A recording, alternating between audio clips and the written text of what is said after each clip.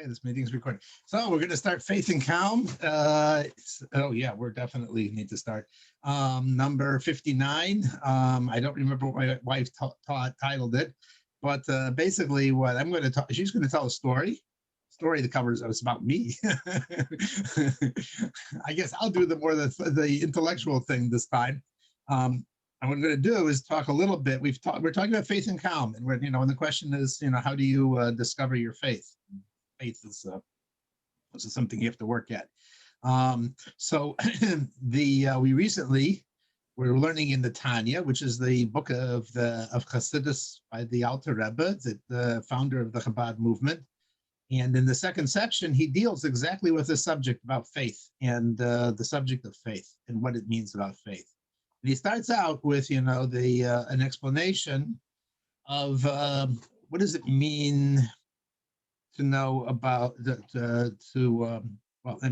basically, Shema Yisrael, Hashem Elokeinu, Hashem Echad. What are we talking about when we say that?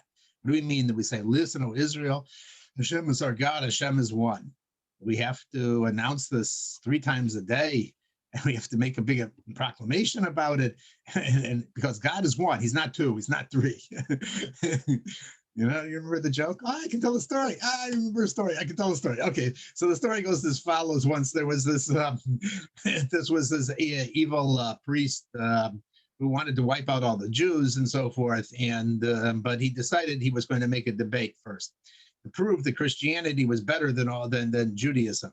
So he said, "I'll take whoever your community sends, I will debate this guy." So nobody wanted to debate him. They knew it was rigged and so forth. But finally, there was this poor man, this simple guy who was the town, comedian or something like that. And he volunteers to debate the priest. And the priest says, "Here's the conditions for the debate. The debate is going to have to be completely silent. I will just make signs, and the audience will decide who wins the debate." So the guy says, "Okay, fine." So the first thing the priest goes is he points up to the heaven like this, and everybody in the audience goes, "Ooh, what a great argument!" Wow, clap, cheer. And the Jew goes back and he points down here, and the audience goes, "Whoa!" And then the priest goes.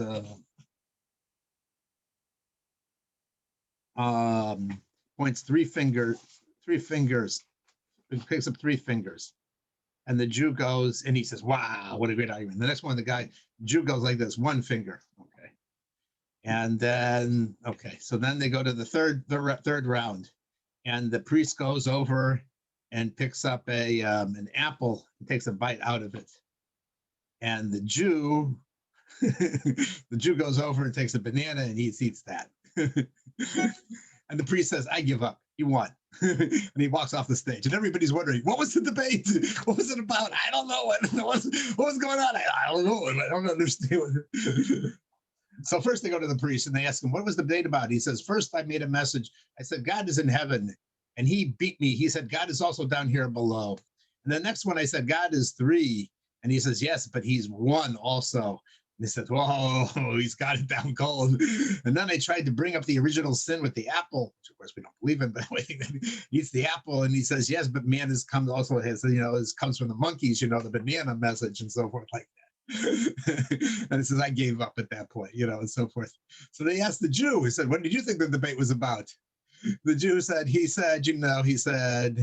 first thing he did is he pointed his finger up. He said, "I'm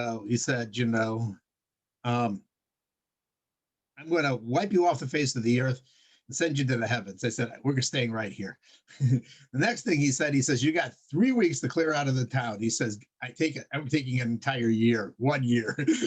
And then we sat down and we had a meal together. All right, I got to tell the story. So anyway, so what is Hashem? Hashem is God is 1 and so forth. So here's the way to look at it. This is a lecture actually is an explanation from Rabbi Yol Khan. Yol Khan was the leader of the oral scribes. Still alive. He's still alive. of the for the Rebbe. He would sit every time the Rebbe would bring give a mimer, and he was the head leader of memorizing everything, and he also was the teacher of practically every Chabad shliach in the world. And he has a beautiful, very clear, simple way of explaining some of the most deep and esoteric and complex topics.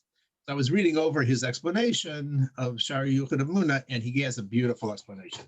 The question he brings up is, what do you mean God is one? Like I said, it's obvious he's not two, he's not three, he's not four. So he says, first, let's start with an example about creation. People think when they hear in Hasidus, they say God is always involved. He's always creating the universe over and over and over again, every single moment and so forth. They have a lot of problems understanding it and understanding it clearly.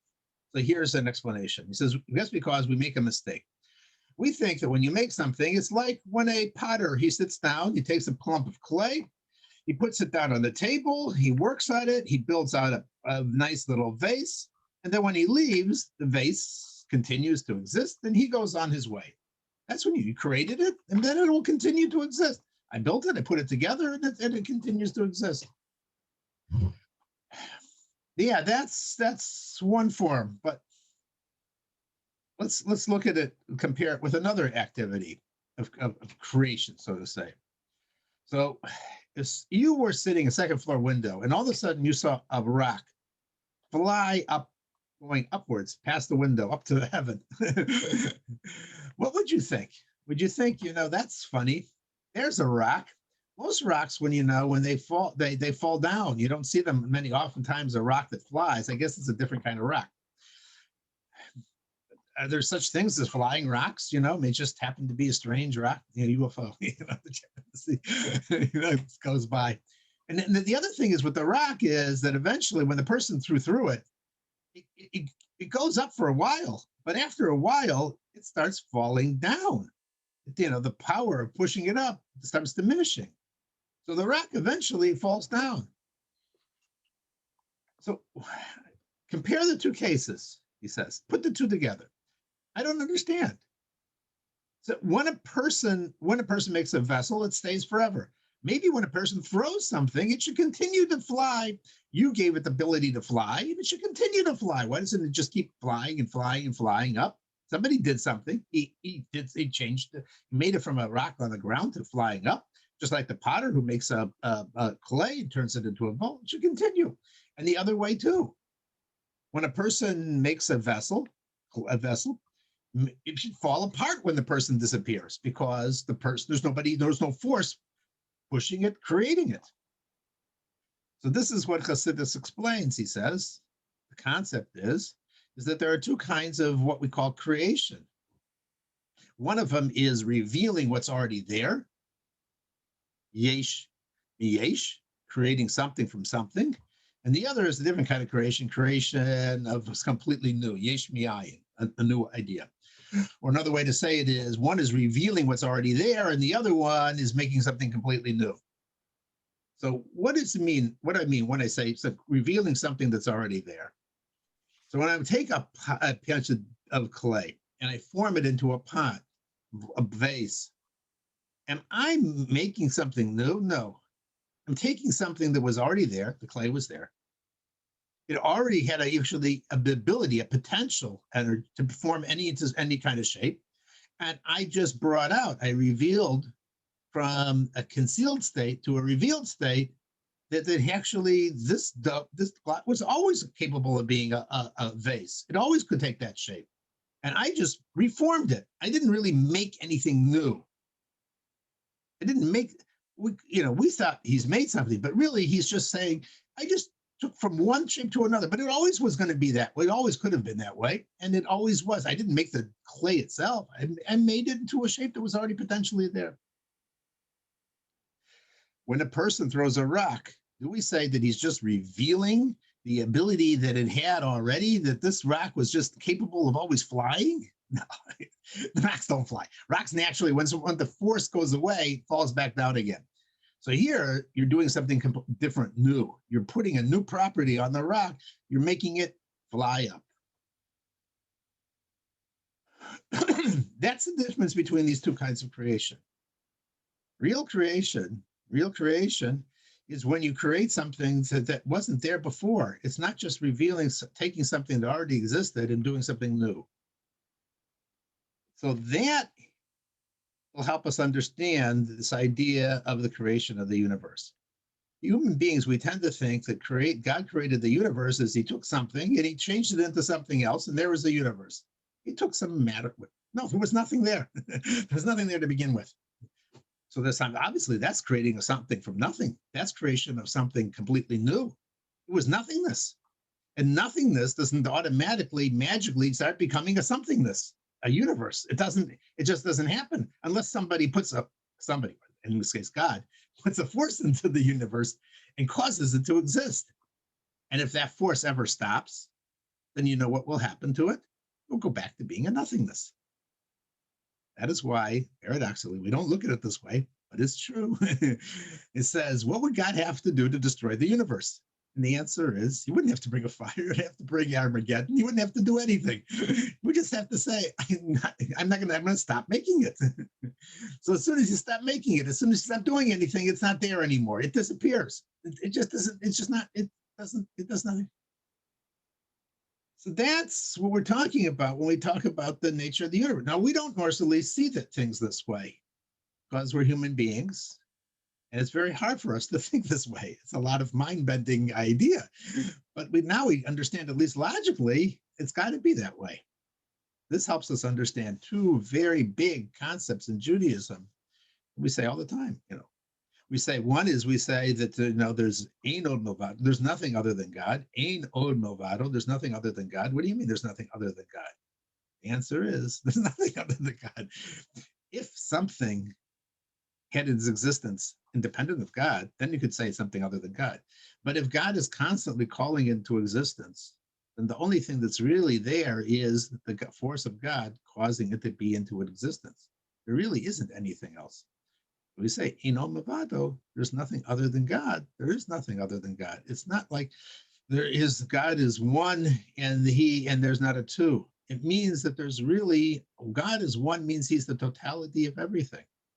A wild idea, a big idea, but it gives us a bigger idea of who God really is and how intently God is involved with each of us. He's everything. And he's constantly causing everything to continue to be in existence, ourselves, our feelings, our hats, our soap. He makes sure that the shampoo works. He makes sure that the trees grow, the rocks, the trees, everything is coming from him. Everything is coming from him, and he's constantly involved in this, which has a couple big takeaways for it. First off, why did God do it this way? Why does he have to do that? He has to make every single ant and every single tree and every leaf and every rock and everything constantly calls them into existence. And if not, if he stops for one moment not being involved in the world, it would disappear. It means he's excited and he's interested and he pays attention to everything that's going on. He's deeply and intimately concerned. And that should be a very warming thought. Anything that's happening to me is coming from God. Anything that's occurring to me is coming from him. Everything that I see happening around me is coming from God. It's true, I don't understand a lot of it. I don't understand how God could, but God is infinite. And just as we don't see that, he has an infinite ability to hide himself. But he's involved in everything that we do. And this can give you a lot of faith. That's why it's called the gate of faith. The gate of faith, because it really is the first step in understanding who God is and what our relation with God, in order to be able to tell us, that we have a God and that God is intimately and passionately involved in everything we do. This also explains the commandment. It's actually a commandment to although this mindset is not naturally coming to us, it's a commandment to work at it every day, because one of the commandments of the 613 commandments is V'yadata hayom v'heshivata elovecha ki Hashem Elokeinu Elokim V'yadata Hu Elokim b'shamayim v'aretz b'tachas eino milvado. You should think about it, and you should know, and you should put it on your heart that you should be aware that in the heavens above and the earth below, there's nothing other than God. If this was just merely a commandment against idolatry, that there's a God that's sitting underneath the oceans quivering in the sea or something like that. You don't have to contemplate that a lot. I wouldn't really expect that there are other gods laying around, and they could possibly come and do something to me. The commandment is you have to think about it, and you have to contemplate it, and you have to put it on your heart, and you have to pay attention to it, because developing this actually helps you see through the veils of darkness that cover the world and try and pretend like there are things that actually can fight against and can defy what God is. Yes, there are things that are very difficult in there. Yes, there are negative things in this world. But ultimately, it's just the puff of smoke. God doesn't want it to continue; it stops. So we have to do what we have to do, and as soon as He will stop. He will stop it having any existence against us as soon as He wants to too. So that's a deep thought. Yeah, hopefully I made it clear. And like I said, I think it also is a useful way to look at the universe and to understand this whole idea of why I can have faith. I can't understand it necessarily, but I can intellectually see, yeah, he really is in charge, and everything that's happening is really part of a great plan.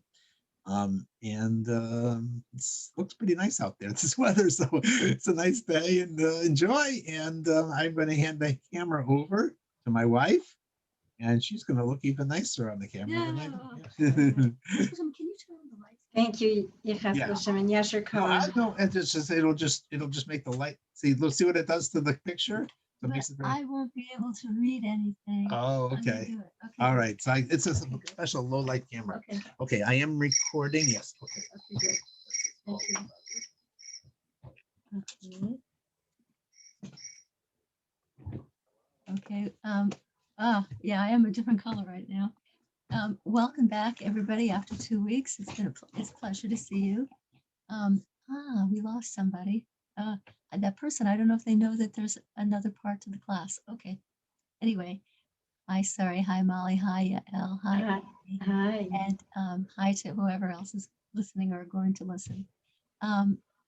Okay. And this is also producing a reflection of my glasses. Oh, well, I don't know how to. We got a new camera. He told you? New camera. Okay, good. So we'll just live with it. We'll figure out how to work with it. So, does anybody want to say anything before I begin? Any thoughts that you had in the intervening 2 weeks? Just a second, I'm just moving the camera a little higher. If I can make it higher. Well, my thought was that when I saw things beginning to blow up in Israel, I was wondering if maybe this is the beginning of whatever is the beginning, But thankfully, it's calm right now. So,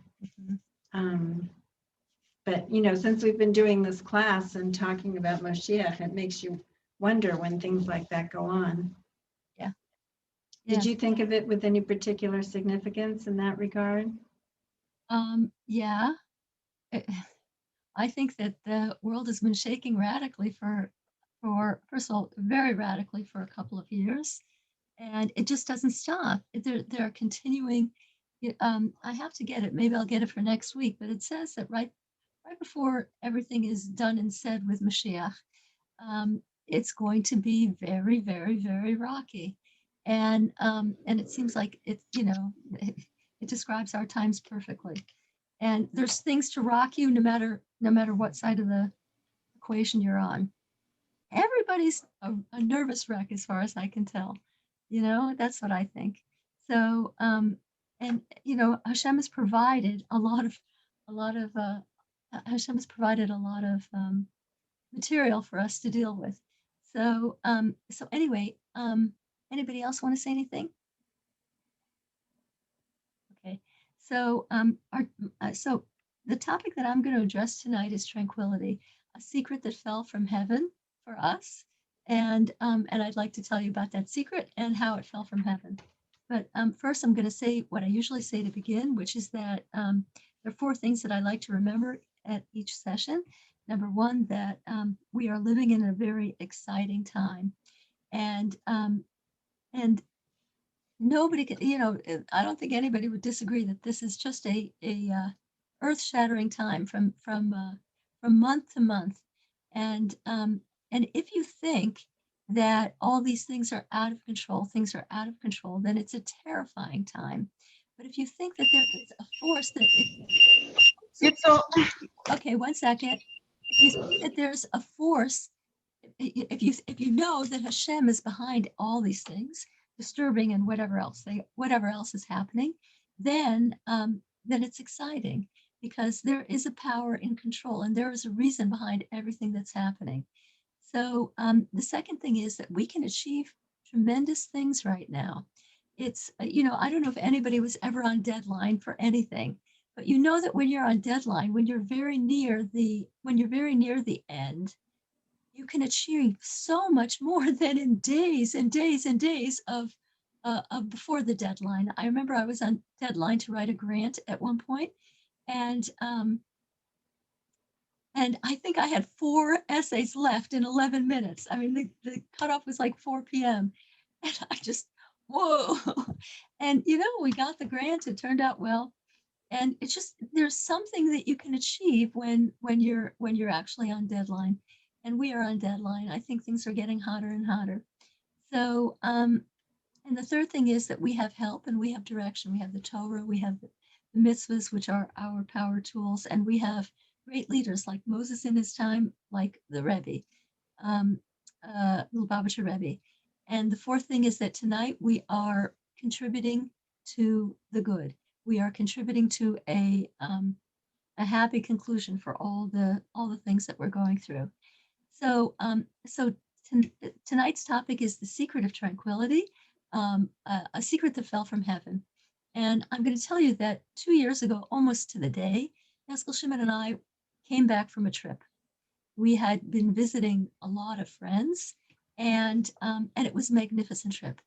And we came back on public transportation, and for various reasons, it was just like a very, very busy time, and we couldn't get a seat next to each other. There were people in between us, and it was a long trip. And at the end of the trip, I leaned forward to motion to Haskell Shimon because I thought it had been a fabulous trip. We saw virtually everybody that we wanted to see. There was one person we didn't get to see, but we saw so many people who are so important to us. And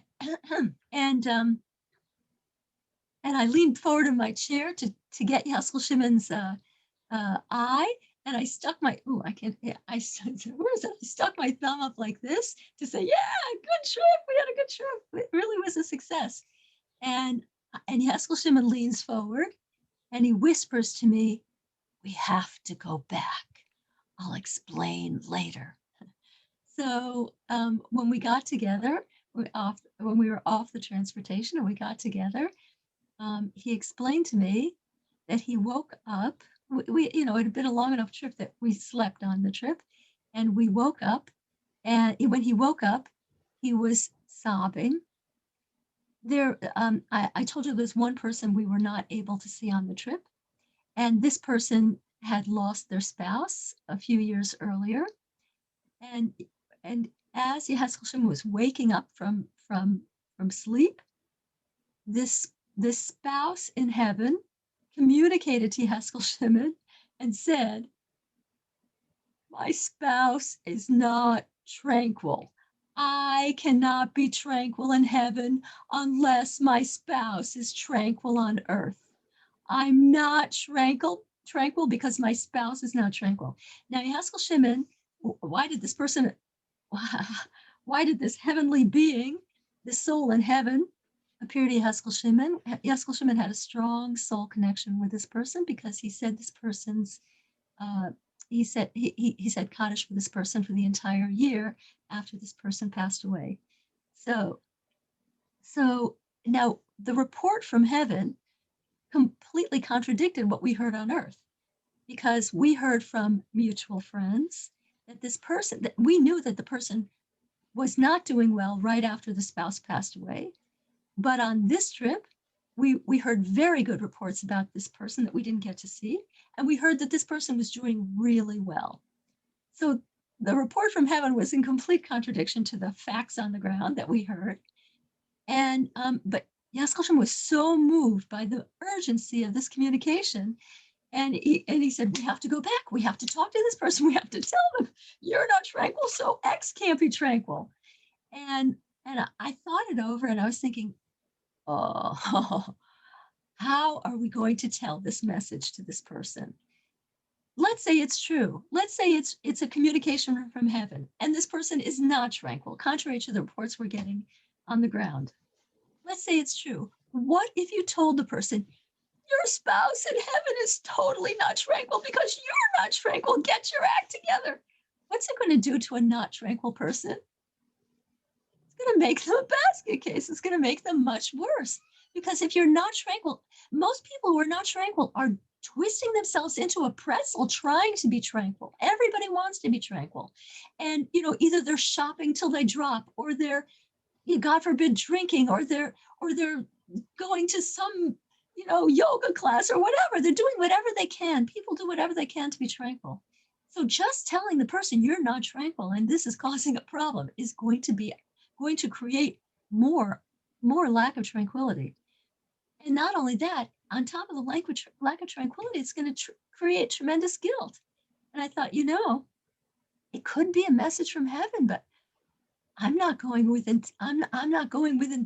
10 feet. I'm not gonna what is the I'm losing my cliches. I'm not gonna go I'm not gonna go near that assignment. I'm just not gonna go near it. I can't figure out what to do with it. I can't figure out a nice way to say such a thing. We got home from the trip. A couple of hours later, I tuned into, every day I take a class a participatory class in Devar Malchus. Devar Malchus I've shown you the book before. They are the talks, the last talks that the Lubavitcher Rebbe gave in the 11 months before he had a stroke and lost his voice. And they are packed with time bombs of information for our time. So such powerful information. And everybody heard about Samson, right? Remember when we were little, we heard about Samson? Well, Samson got his strength from his hair that he never cut.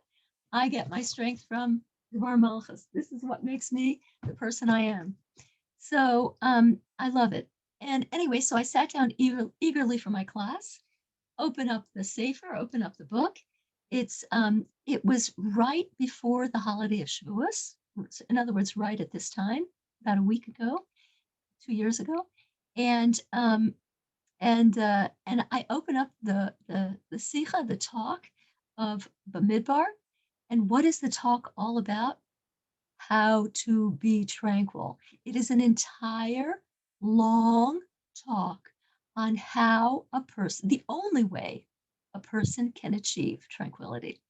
And I thought, oh, because I was a little mad at this person from heaven. If you're going to tell your spouse to be tranquil, at least send a direction. How are you going to how to do it? And so all of a sudden, I have the directions right here. So, and I want to tell you, I did report to the person. Once I had the material, I did the report to the person. The person said, I believe it's a message from heaven. The person said, I have not had a single tranquil day since my spouse passed away. And contrary to what other people said, and the person elaborated on that and it was really, really, really true. So anyway, I'm going to give, since it was a message that fell from heaven for this particular person, we can also benefit. And what did the Rebbe say about tranquility? What is the secret of tranquility? It really goes well with everything that Yaskel Shimon just said. And why did the Rebbe say it right before Shavuos? So the Rebbe said, so I'll tell you in broad strokes that the holiday of Shavuos, it said that the holiday of Shavuos brought tranquility to the world. Why? Why Shavuos? Why not Pesach, Passover? Why not Sukkot? Why not any of the other holidays? Why not Rosh Hashanah? Why not Yom Kippur? What's so special? Why does Shavuos bring tranquility to the world? And we're told in our holy literature that when God created the world from nothing, God made a condition with the world. And then God said to the world, if approximately 2,448 years from now, when I offer the Torah to the Jewish people on Mount Sinai, if the Jews accept, fine, the world continues. If the Jews do not accept, then the world is retroactively, is not only instantly null and void, but it will be as if it never was. There will be no history. There will be nothing. It will never have been. Why? What's so important about the Jews, and why is that tied to tranquility? What is so important about the Jews accepting the Torah? So so when the Jews accepted the Torah, they made a deal with God. They made a deal with God to do to learn the Torah and do its mitzvos. And that is so they agreed to shoulder the purpose of why the world was created. God created he created a canvas. He created a marvelous, gorgeous, magnificent world, but it was neither good nor bad. It's the job of the Jewish people through our mitzvahs and the non-Jewish people through their mitzvahs. They have Sheva mitzvahs b'nei Noach. By our doing our mitzvahs and the non-Jews doing their mitzvahs, we fill the world, we infuse the world with goodness. And at a certain critical point, that goodness will become apparent to everybody. When you do a mitzvah, you can't see the lights that it produces. You can't see the holiness that it infuses into the world. But when Mashiach comes, we'll be able to see the sum total of our work through the darkest times, through horrible things. The Jews kept going, the non-Jews did what they did, and the Jews did what they did. And all that goodness is the purpose of that the world was created. Hashem wanted a partnership. He didn't want to just make a finished product. He wanted us to make the finished product. He made the canvas, and we're painting that canvas with goodness. So the world, it's said that the world relaxed on the 6th of Sivan, 2448, because when the Jews agreed to shoulder the purpose of existence, and part of that deal is to teach the non-Jews their mitzvahs that they have to do, then the world relaxed because the world was now living its purpose. When a person lives their purpose, that brings tranquility. That's the only thing that brings tranquility. Not a pill, not a trip to the beach, not a trip to the beach helps for a little while because you sense something greater than yourself. You see the waves, you hear the roars. That's what's so tranquil about the beach. But it doesn't last. The only thing that lasts is when a person lives the purpose for which they were created. And for a Jew, that's Torah and mitzvahs. Torah and mitzvahs are not a dry list of things. Torah and mitzvahs relate to your very soul. When you do a mitzvah, it speaks to you. I remember when I first started keeping Torah and mitzvahs in Key West, Florida. I am sure at that point I was the only person on Key West keeping mitzvahs. And I would go out onto my front porch. I had a wraparound porch that was that overlooked the ocean. It was magnificent, blue green stripes. It was the most magnificent thing. You couldn't believe, it was a magnificent apartment. And I would daven out there. I didn't know you weren't supposed to daven outside. I would daven out there, and I would sing, and then I would sing to Hashem, "You make me feel like a natural woman," an old song from the 1980s. And because I felt that I was me for the first time in my life. I felt I was me. I was realizing the purpose of who I was. And I still feel that because that's what Torah and mitzvahs do to a person. I'm not just arbitrarily living. I am realizing the purpose of my existence. And there's nothing more calming than that. So the and when a person does things with tranquility, they are more successful than when they do things with lack of tranquility. And it helps other people as well. So Shavuos, the Rebbe explains, brought tremendous tranquility to the world. Shabbos also brings tranquility. Anybody who keeps Shabbos knows that Shabbos itself brings tranquility. When you hear about Shabbos at first, you think, I don't want to do that. I don't want to be restricted that way. I don't want to be restricted that way. I don't want to be restricted that way. When you practice Shabbos, you wouldn't sell it for $1 million. Nobody I know who keeps Shabbos would sell it for $1 million. And when sometimes I have a cabinet in my dining room, and I keep my Kiddush cups in there, and I also keep my Havdalah stuff there. My Havdalah stuff are the candle and different things that you use in the ceremony that in the ceremony that at the end of Shabbos. And so if in the beginning of Shabbos, when I go to get the Kiddush cup, I see the Havdalah stuff, sometimes I snarl. I say, not yet, move away. Because I love Shabbos and I don't want it to, no, I don't want to see it gone. And and it's not just because of the delicious food and the opportunity to party with your friends. It's not just because of that. It's because what is so special about Shabbos? On Shabbos, you stop everything and you recognize that there is one power behind everything. That is Shabbos. It's not this person's doing this and this person's doing this and this person's doing this to me and this is not going right. This is not. No, on Shabbos, you recognize that there is a one power in the world that causes everything to happen, and there is tremendous tranquility that comes from that. And so anyway, um, okay, and the Rebbe makes one more point, and he says that it says in our Torah that it says we should do lasot ratzon avicha shebashamayim. We should do the people. We should do the will of our Father in heaven. And how should we do it? We should do it. We should be kal kanesher. We should be um, Oz kanemar, as kanemar, kal kanesher, ratz kitzvi, begibor ka'ari. We should do it like we should be light as an eagle, fast as a deer, strong as a lion, to do the will of your Father in heaven.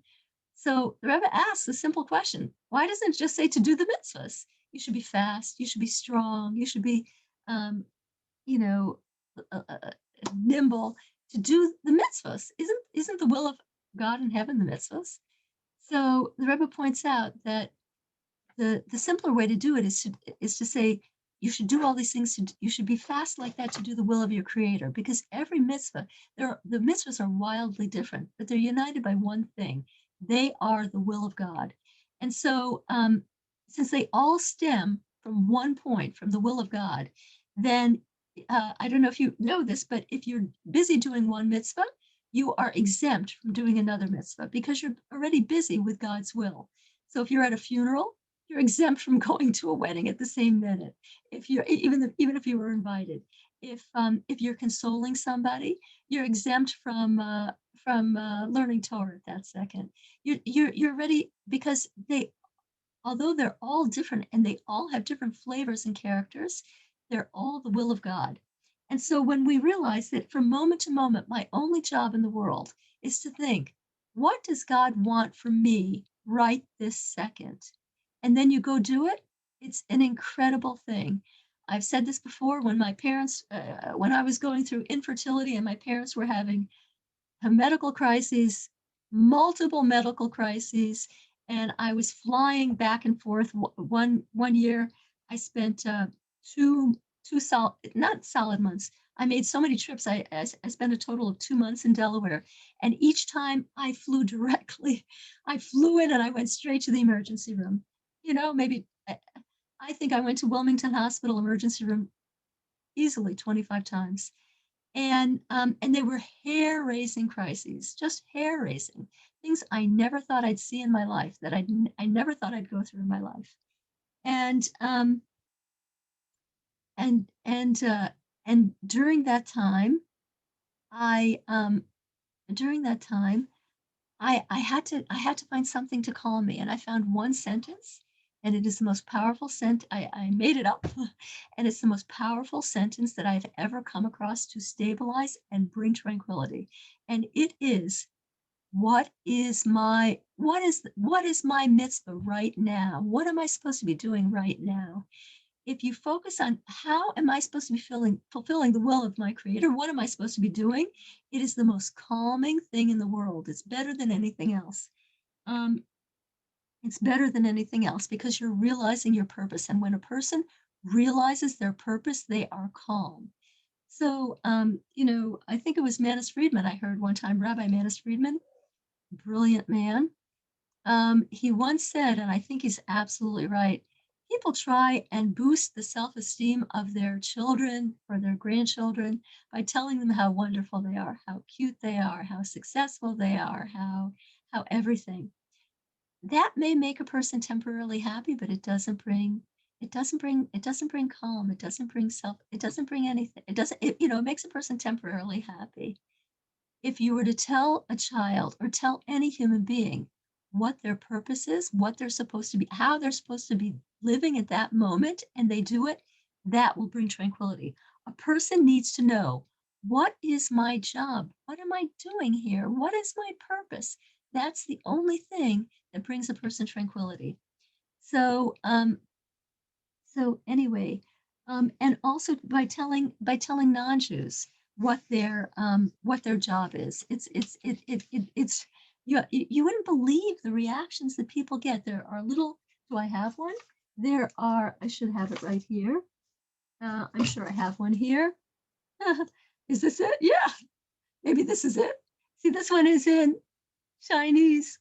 I have these cards, and on the back they say the seven Noahide laws. So if I get into a conversation with somebody who's not Jewish, and I have one of these, I'll tell them, you know what, I have something for you, and I tell them about the seven Noahide laws, that they are the reason people were created.